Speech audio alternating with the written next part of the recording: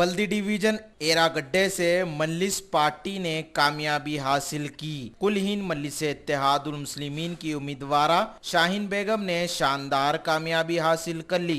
इस बल्दी डिवीजन से जीत हासिल होने के बाद इन्होंने सदर मजलिस बैरिस्टर असदुद्दीन अवैसी और कायदे मुकर्रर अकबरुद्दीन अवैसी से इज़हार तशक्कुर किया और साथ ही अवाम का भी इन्होंने शुक्रिया अदा किया। इस बल्दी डिवीजन में मजीद और तरक्याती काम करवाने का इन्होंने अवाम को तयक़ुन दिया।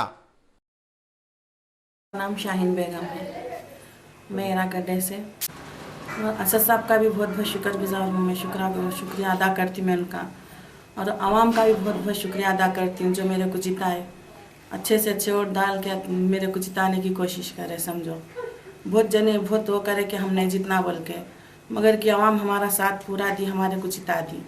मैं उनका बहुत बहुत शुक्रिया अदा करती हूँ।